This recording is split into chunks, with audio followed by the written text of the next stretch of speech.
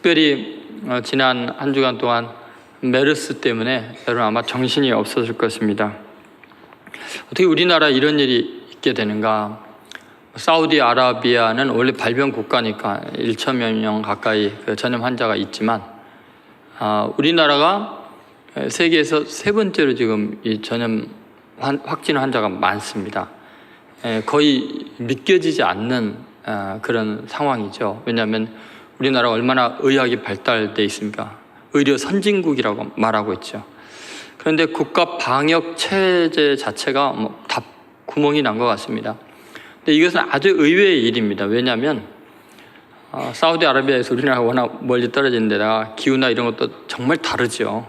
뭐 이렇게 빨리 이렇게 번진 이유가 뭐 기후 때문이다 뭐 이런 데가 말이 안 되는 것 같고요. 한번 생각해 보십시오. 사우디아라비아 주변 국가가 얼마나 많은데 우리나라가 이렇게까지 많이 되겠습니까? 사실 2003년에 사스가 전 세계적으로 창궐할 때요, WHO에서 우리나라를 최고의 질병 예방 국가로 칭찬을 했습니다. 일사불란하게 대통령으로부터 전체가 다 하나가 돼가지고 전 공항에 모든 감시 장비 다 동원해가지고요, 아주 한 달 안에 다 퇴치해버릴 정도로 기가 막힌, 그래서 전 세계 보건기구가 놀랄 만큼 예방이 철저했던 나라인데 지금 어떻게 해서 이 지경이 되었을까요? 지금 여러분 우리가 생각해야 될 것들이 참 많습니다. 물질적인 어떤 현상이 단순히 그걸로 끝나는 건 아니에요. 그 물질적인 현상 또는 여러 가지 사건들의 이면에는 우리 민족의 정신 상태가 나와 있는 거고, 또 그것은 영적인 원인이 있을 수 있습니다. 이게 누구 잘못이냐라는 것을 따지면서 더 갈등을 겪을 일이 아닙니다. 지금 전체적으로 우리 국민 전체가 지금 뭔가 무너져 있고 뭔가 문제가 있는 거죠. 하나님에 대한 경외심을 잃어버리고 지금 단아하게 겸손하게 하나님 은혜에 감격하면서 하나님 앞에 피조물로 낮아져야 될 저희들이 하나님이 주신 단시일 내의 번영과 세계 가운데 유명하게 된 것, 높아진 것 때문에 마음이 하나님에게서 멀리 떠나고 우리의 힘과 우리의 지혜와 능력으로 이만큼 됐다고 착각을 하고 하나님을 경외하는 마음보다는 왠지 군사력이나 과학이나 경제력이 우리나라를 든든히 지킬 수 있다고 착각을 하고 있습니다. 영혼이 피폐해져 가고 있고 물질이 신이 되어 있는 이러한 때에 과연 우리들의 힘과 능력으로 우리를 세울 수 있는가, 지킬 수 있는가를 여실히 지금 보여주고 있다는 생각이 듭니다. 여러분, 메르스에 대해서 너무 공포감을 느끼지 마십시오. 오늘 사실 저는 걱정을 많이 했습니다. 사람 많이 모이는 곳에 가지 말라 그래서 예배당에 사람들이 텅텅 빌 줄 알았더니 여러분 목숨 걸었어요. 메르스가 무섭지도 않습니까? 이 자리에 이렇게 많이 오셨어요. 여러분 가만히 한번 생각해 보십시오. 메르스가 그렇게 무서운 건 아닙니다. 왜냐하면 건강한 사람들은 균이라도 이길 수도 있고요, 또 이렇게 사망자가 나는 것은 면역 체계가 무너져 있거나 이미 고질적인 어떤 병을 앓고 있는 힘이 약한 사람들이에요. 면역 체계가 약한 사람들에게 그런 일이 있습니다. 근데 여러분, 도대체 이러한 일들이 지금 의미하는 바가 뭘까요? 얼마나 많은 지금 우리들의 그 병든 상태, 영적인 상태를 반영하는 사건들이 얼마나 더 많이 일어나야 우리의 상태를 알고 겸손해질 수 있을까요? 여러분, 눈 뜨고 일어나면은 재앙들이 여기저기서 터지고 일어나고 있었던 것이 지금 근 10여 년이 넘게 계속 진행이 되고 있습니다. 절대로 우리 자신이요, 뭐 좋은 집에 살고 큰 차를 몰고 다니고 또 뭐 캠핑을 즐기고 그런 것 자체가 우리의 건강을 보장하지 못합니다. 우리가 얼마나 훌륭한가 입증하지 못합니다. 순식간에 우리나라 전체가 감옥이 될 수도 있습니다. 그냥 뭐 다른 나라에서 우리나라 사람들이 입고 거절할 수도 있습니다. 그것은 아무것도 아닙니다. 여러분, 도대체 이 원인이 뭘까요? 다윗 왕 시대에 더 이상 쳐들어올 수 있는 외적도 없고요, 다 평정해버려갖고요, 내치도 완벽했습니다. 다윗이 가장 강한 때에 그 나라에 7만 명이 전염병으로 죽는 사건이 오늘 발생합니다. 아니 그렇게 강대한 나라가, 평온한 나라가 왜 이렇게 7만 명이 전염병으로 죽임을 당할까요? 그것을 성경은 여호와의 칼이라고 이야기합니다.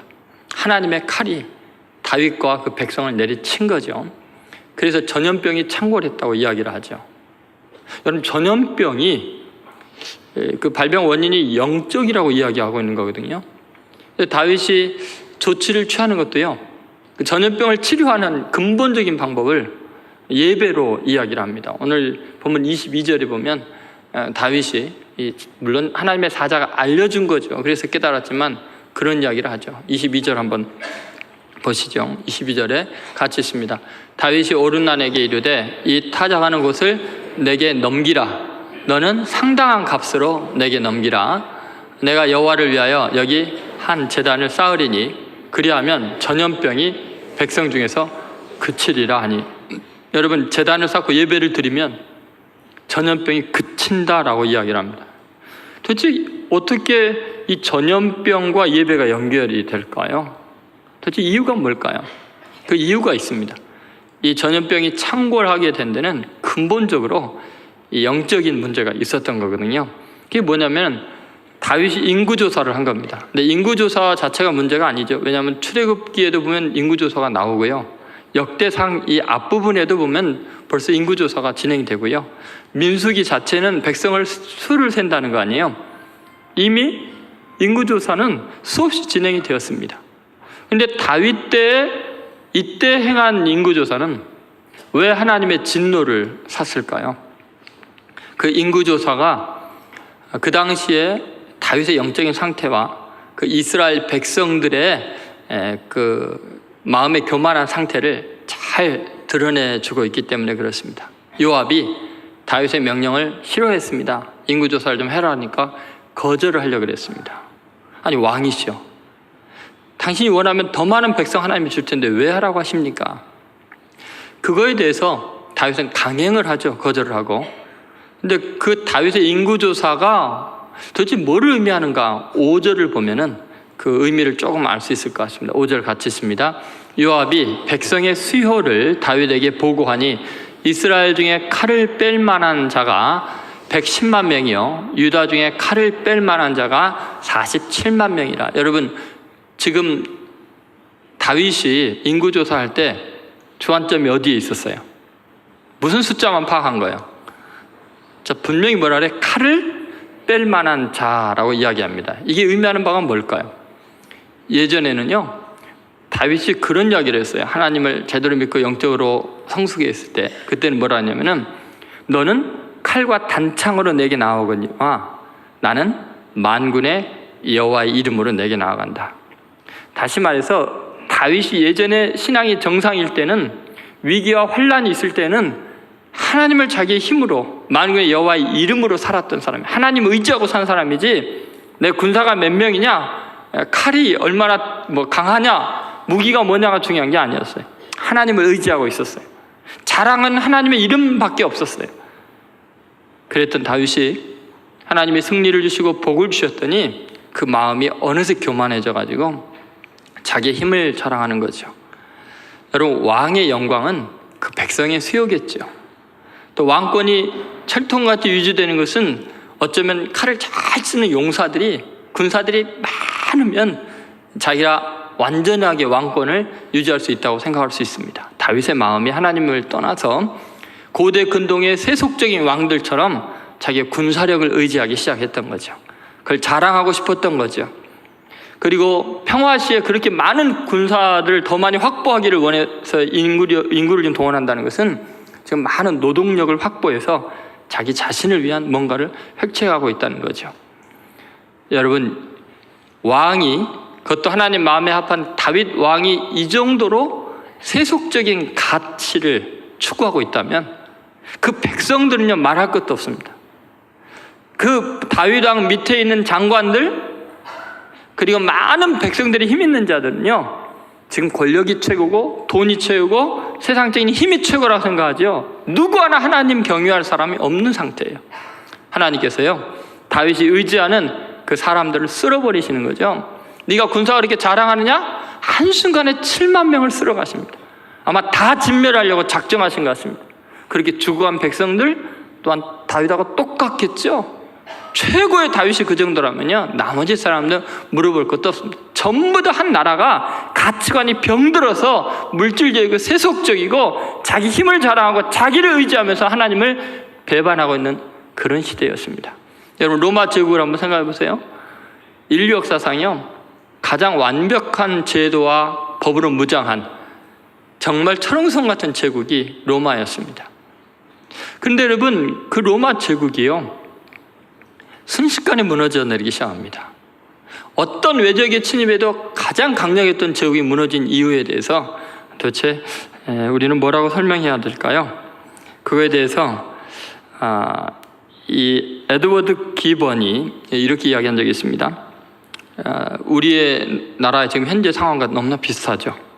첫 번째는 이혼의 증가와 가정의 파괴, 두 번째 과다한 세금 부담과 지나친 소비 풍조, 세 번째 쾌락의 욕구 증가와 스포츠의 잔혹화, 네 번째 점증하는 적의 위협에 대비하기 위한 군비의 증강, 다섯 번째 종교가 다양하고 혼란한 형태들로 타락하였으며 그로 인하여 국민을 단일한 신앙으로 통일시킬 수 없게 된 것.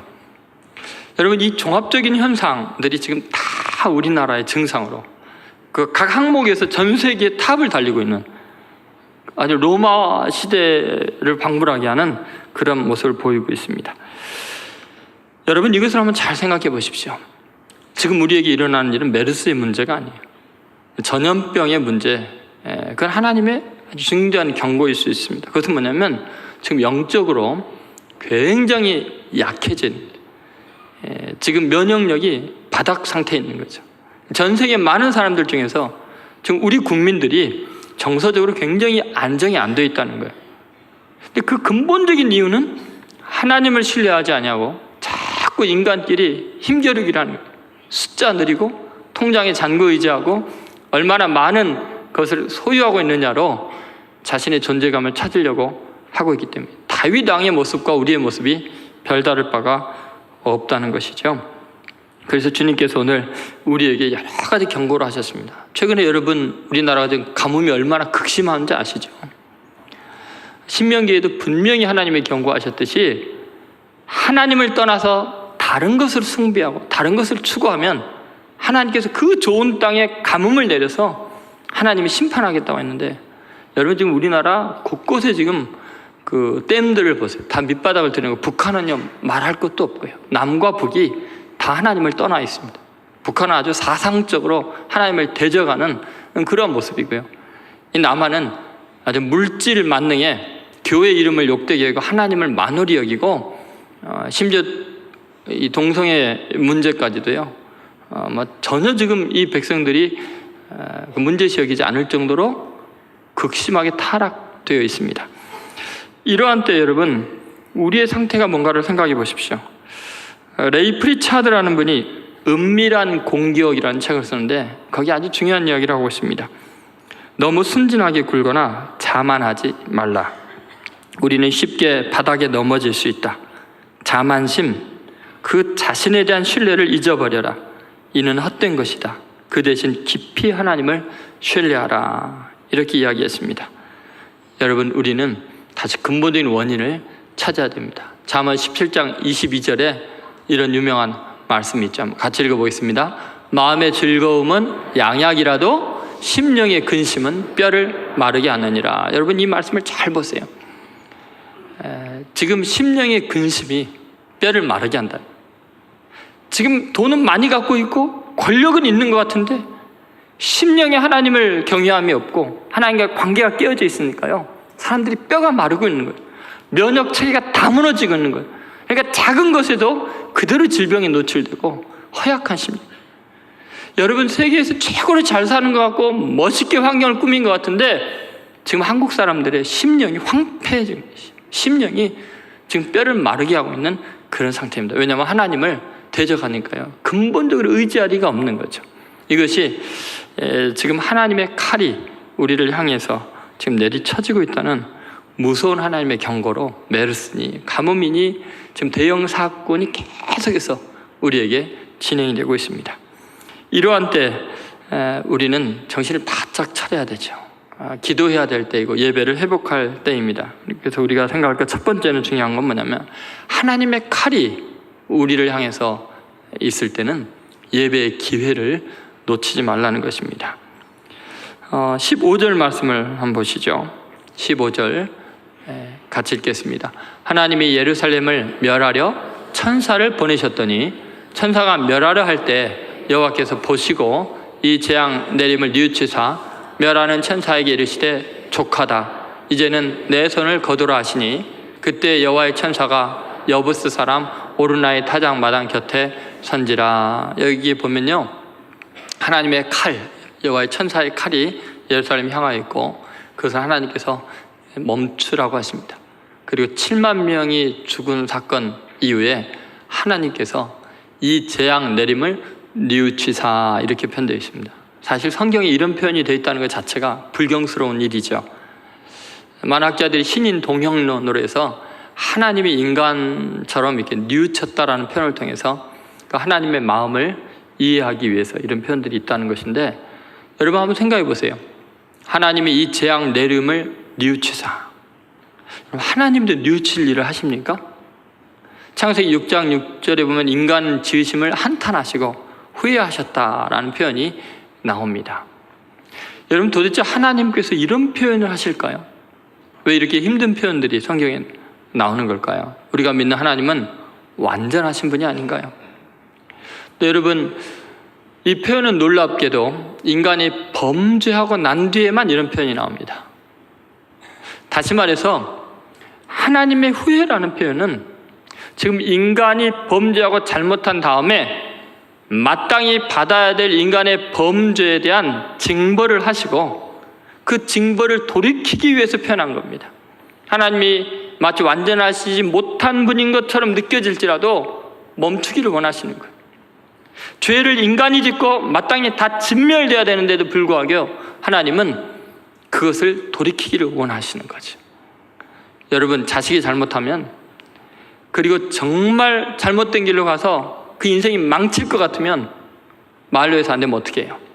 매를 들어서라도 바르게 잡아야죠. 사람 만들어야죠. 멸망하게 놔둘 수는 없잖아요. 근데 여러분 매를 들고 때리는 부모의 심정이 어때요? 그 아이가 잘못했어요 빌고 우는 모습을 보면서 나중에 가슴이 아픈 건, 마음이 미어지는 건 부모입니다. 아이고 내가 내 자식을 왜 때렸을까? 근데 여러분 부모가 잘못입니까? 자식이 잘못입니까? 부모가 뉘우치고 마음 아파하는 것이 부모의 사랑의 표현이지 부모의 무능의 표현입니까? 여러분 하나님께서 지금 깊이 뉘우치시고 아파하시는다는 이 표현은 굉장히 중요한 의미가 있습니다. 이것 자체가 우리가 하나님께 예배드릴 수 있는 절호의 기회가 되기 때문에 그렇습니다. 히브리어에 이 뉘우쳤다, 하나님이 뉘우쳤다는 표현을 보면은 와인 나햄이라는 단어가 있습니다. 와인 나햄이라는 단어의 원뜻이 뭐냐? 그것은 숨을 헐떡이다, 신음하다, 그리고 슬퍼하다, 위로하다, 회개하다 이런 뜻입니다. 다시 말해서 인간이 타락하고 범죄해서 전부 다 멸망당할 수밖에 없는 그때 하나님이 슬퍼하시는 거예요. 막 숨을 헐떡거리며 고통스러워 하시는 거예요. 여러분 하나님의 이 고통, 이 하나님이 우리를 위로하기 위해서 심판을 억지로 멈추시고 그분이 완전하지 못하신 분인 것처럼, 뜻을 돌이키는 분인 것처럼 표현하더라도 우리를 긍휼히 여기시고 우리를 위로하기를 원하시는 것이죠. 예배가 뭐냐? 바로 그 순간에 드려지는 것이 예배입니다. 예배의 기회입니다. 여러분 놀랍게 우리가 죽어야 되는 그 자리에, 하나님의 심판이 당연히 진행돼야 되는, 공의가 시행되는 그 자리에 하나님이 헐떡거리시고 고통을 당하시면서 멈추시는 그 순간, 바로 그 순간에 예배를 드려야 됩니다. 자, 18절 말씀을 한번 보시죠.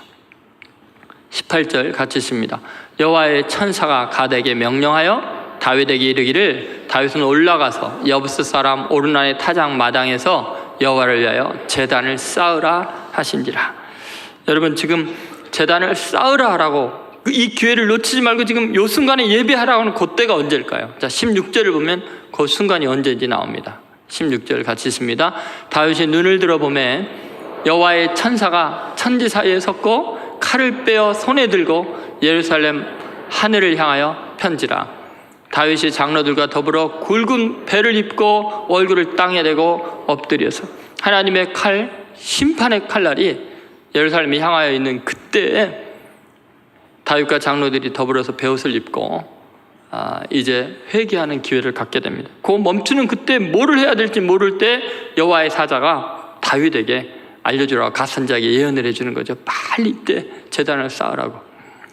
여러분, 하나님께서 잠깐 멈칫하시고 칼을 빼둔 손을 지금 거두지 않고 있는 그 순간에 하나님께서 와인 나에만은 슬퍼하시고 애통해하고 지금 숨을 헐떡거리는 그 순간에 빨리 예배를 드리라는 거예요. 여러분, 이것이 얼마나 놀라운 은혜인지 모릅니다. 여러분이 지금 이렇게 예배 드릴 수 있는 거요, 어쩌면 우리 민족에게 굉장히 중요한 은혜들을 주시고 하나님이 슬퍼하시면서 지금 심판을 해야 되는데 멈추어 설 수 있는 순간인지 모르겠습니다. 만약 예배를 드리지 않는다면요, 우리는 죄악의 무방비 상태로 계속 심판을 가속화시킬 뿐이죠. 그나마 여러분이 예배드릴 이 자리에 왔기 때문에 두려움과 떨림으로 하나님을 바라보게 되고 하나님의 심판을 잠깐이라도 멈추게 할 수 있는 기회를 얻게 된 거죠. 여러분, 하나님의 심판이 무섭게 진행되는 곳의 특징은요, 예배를 못 드리게 한다는 특징이 있습니다.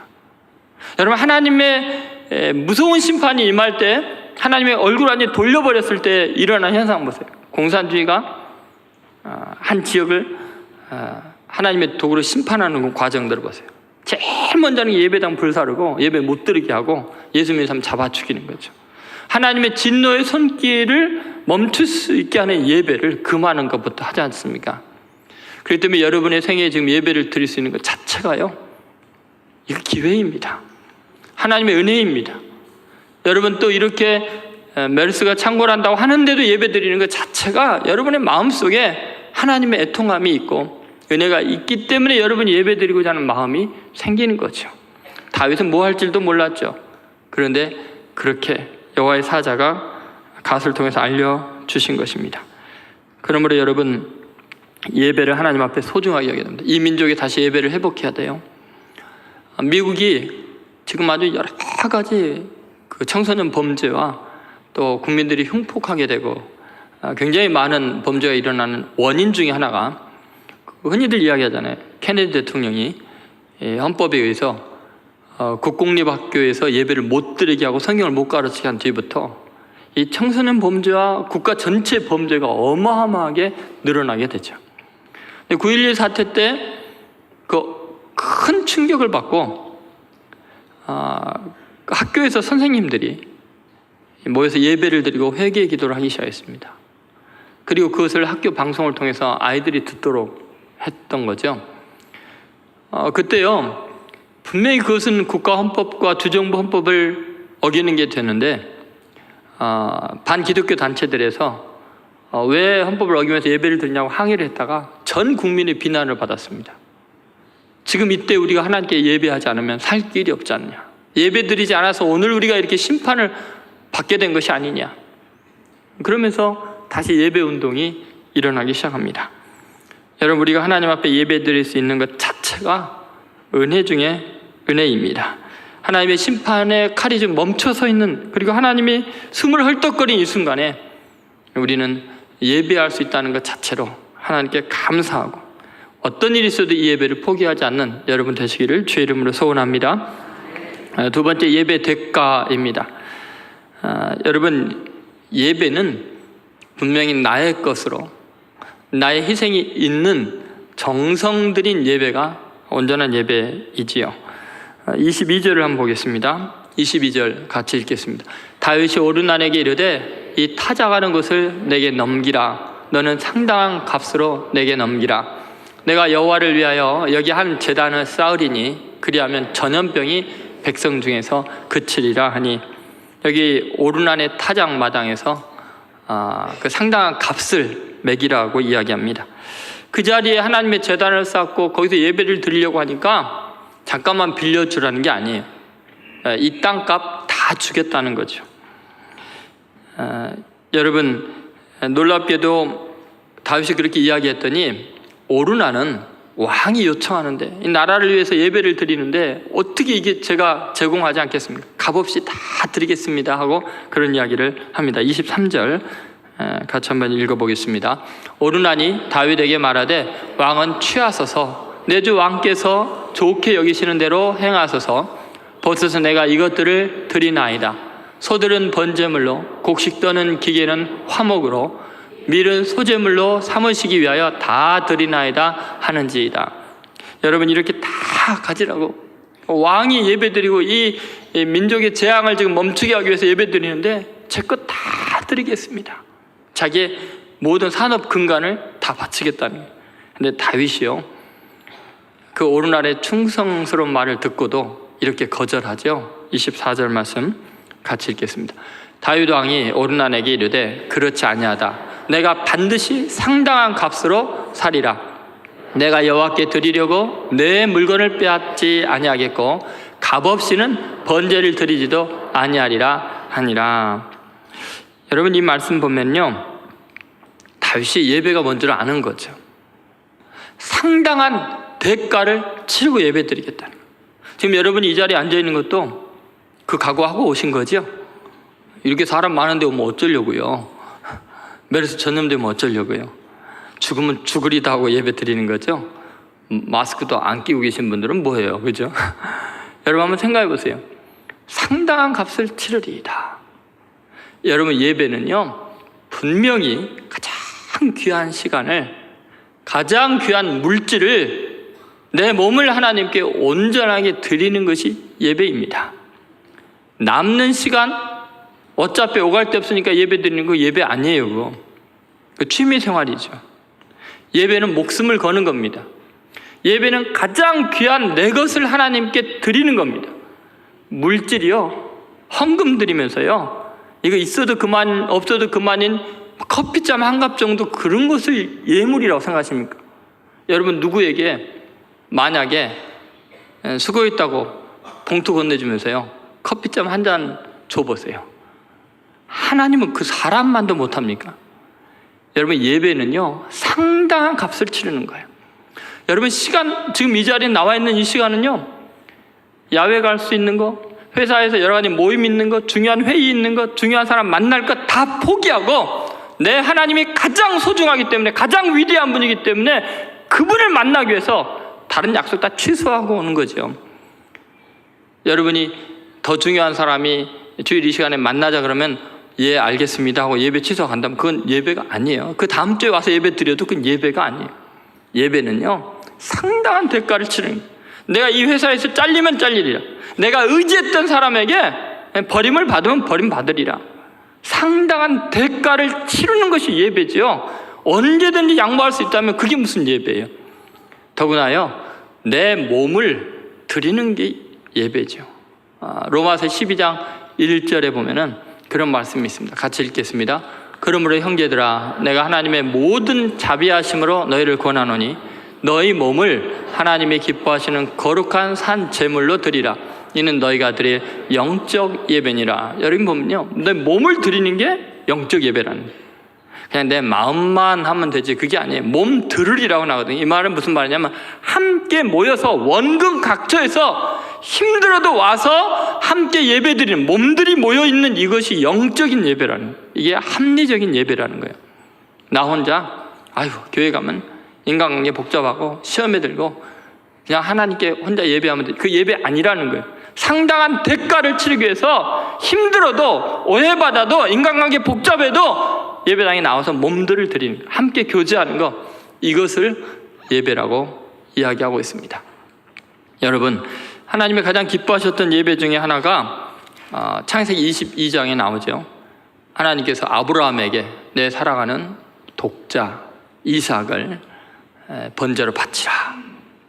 사실 하나님께서 이렇게 요구한 이유는 뭐냐면 예배가 뭔지를 보여주는 거죠. 아브라함은 100세가 되어서 낳은 아들, 이삭이 태어난 순간부터 하나님을 예배하는 게 아니라 이삭 바라보고 거기에 소망을 두고 살았습니다. 마음이 완전히 떠난 거죠. 다윗이 하나님께서 그를 강하게 하고 위대하게 했을 때 하나님을 떠나서 자기 군사들을 바라보는 것처럼 아브라함은 자기 자식 독자를 바라봤어요. 그때 하나님께서 그거 바치라는 거예요. 예배는 뭐냐? 하나님보다 더 소중한 것이 없는 것을 입증하는 거예요. 하나님, 나는 이것을 내가 가장 사랑하는 자식마저 번제를 바칠 수 있습니다. 내 하나님이 최고입니다. 이 고백이 예배예요. 왜냐하면 하나님이 그것을 우리에게 보여주셨거든요.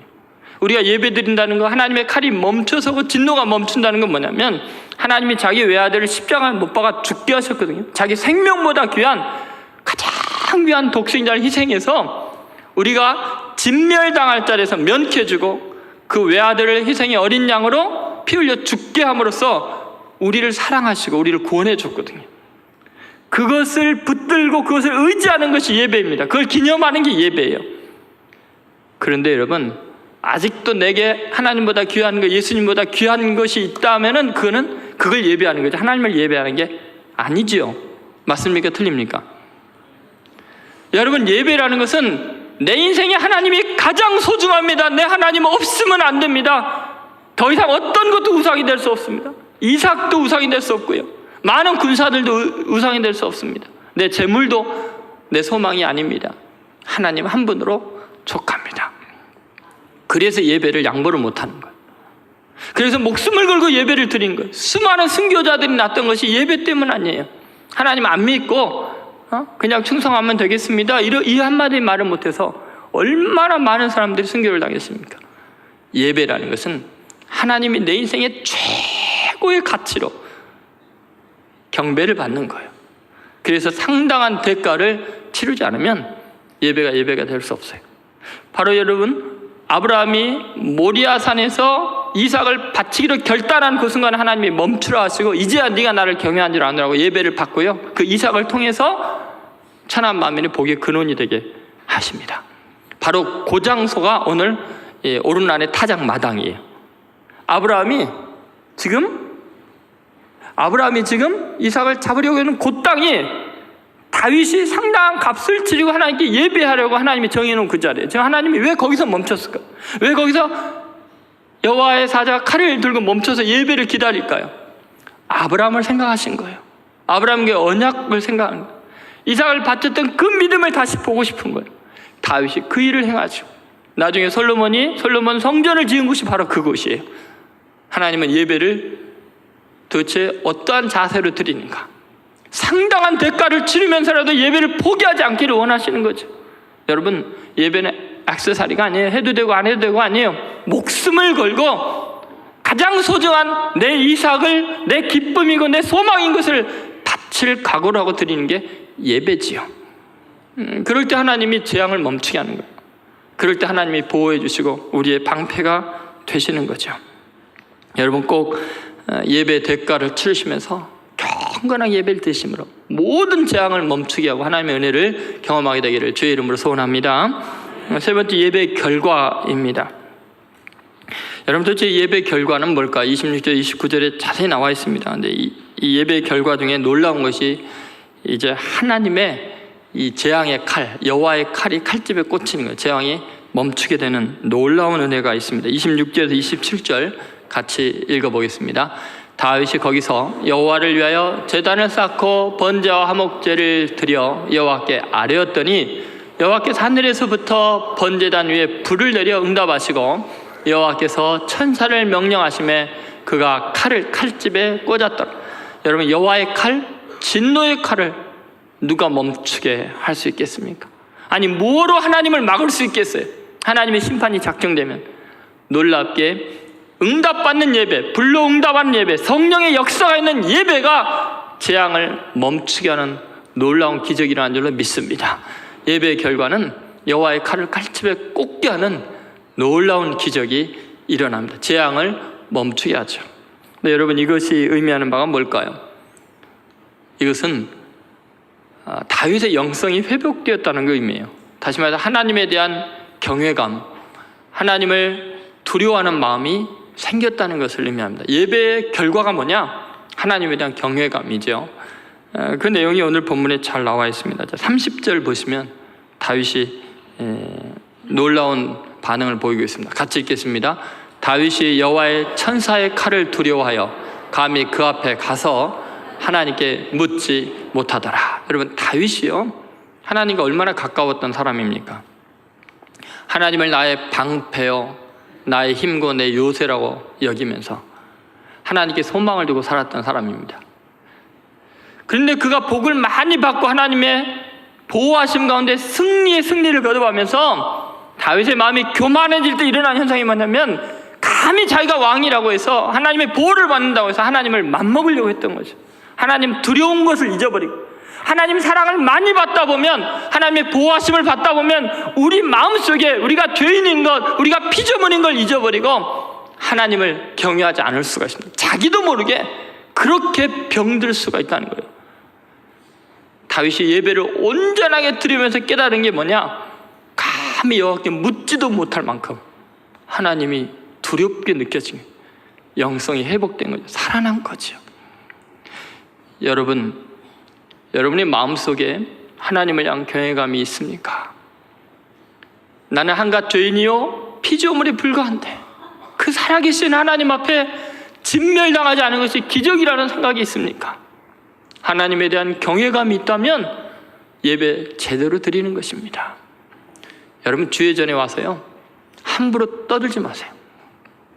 인사 같은 것도요, 밖에서 인사하세요. 예배당에 들어오면요, 적어도 내가 거룩하신 하나님 앞에 대면하고 있다는 두려움으로요, 경건하게 기도하셔야 돼요. 하나님 앞에 내 죄를 자복하고 회개하는 기도를 해야 돼요. 긍휼을 기다려야 돼요. 그 거룩하신 하나님 앞에 내가 죽지 않고 예배드릴 수 있는 게 기적이잖아요. 빛이신 그분 앞에 새카만 죄인이 타들어가지 않는 것이 기적 아닙니까? 다윗이요, 제대로 예배드리면서 깨달은 게 뭐냐면 드디어 하나님 두려운 줄 안 거예요. 이것이 최고의 영성의 모습 중에 하나입니다. 여러분, 예전에는요, 다윗이 하나님의 사랑을 정말 믿었지만 하나님에 대한 경외감이 부족했던 것 같아요. 예를 들어서 13절에 보면 그 다윗의 영적인 상태가 나와 있죠. 같이 한번 읽어보겠습니다. 다윗이 가세게 이르되 내가 곤경에 빠졌도다. 여호와께서는 긍휼이 심히 크시니 내가 그의 손에 빠지고 사람의 손에 빠지지 아니하기를 원하나이다 하는지라. 여러분, 백성이 7만 명이나 죽임당한 데는 여기 다윗의 영적인 상태가 나오는 거죠.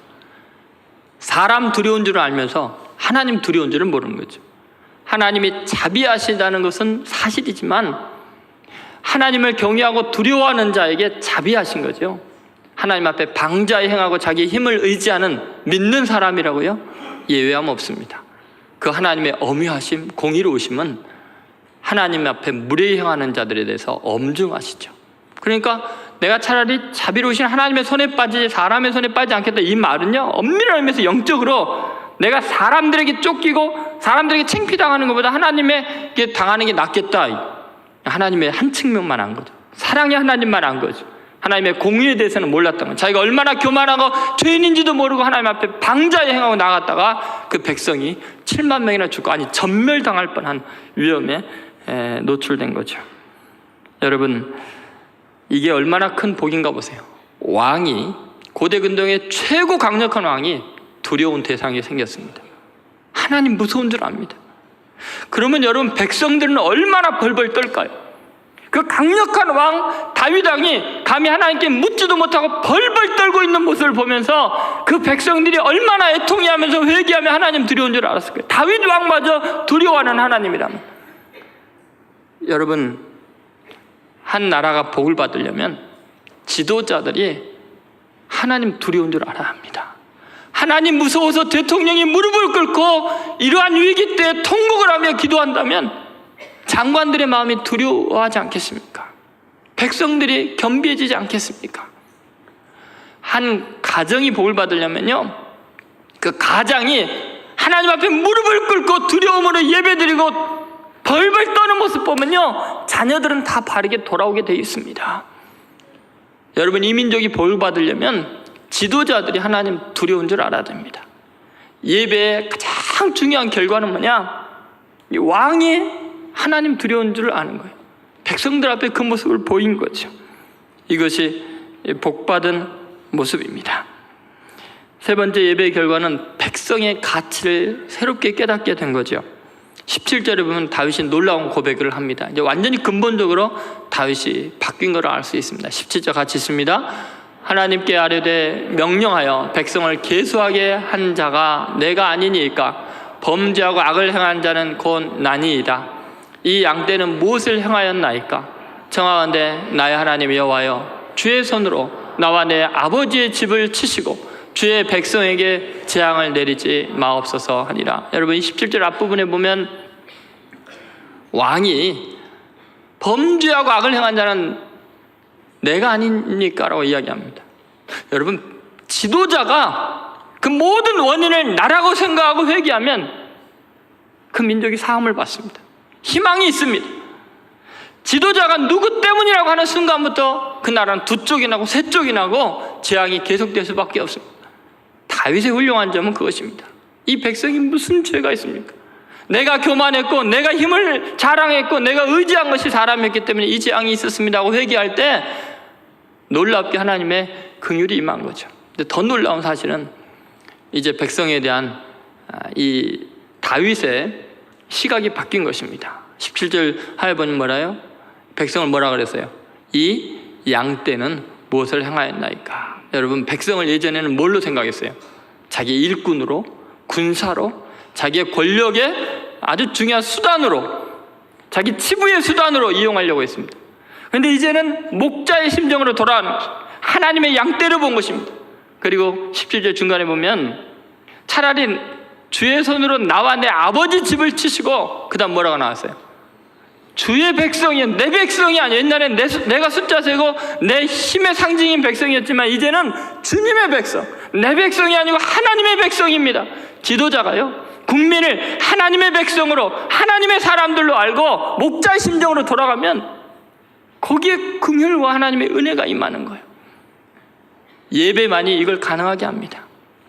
하나님 앞에서 왕도 백성들도 고개 숙여 예배할 때만 백성이 하나님의 백성으로 보이는 거예요. 내가 권력의 수단으로 표나 찍어주는 대상으로 여기는 게 아니라 하나님의 백성으로 목자의 심정으로 돌아갈 수 있는 거죠. 예수님의 모습이죠. 선한 목자에서 요한복음 10장에 이야기하실 때 그러죠.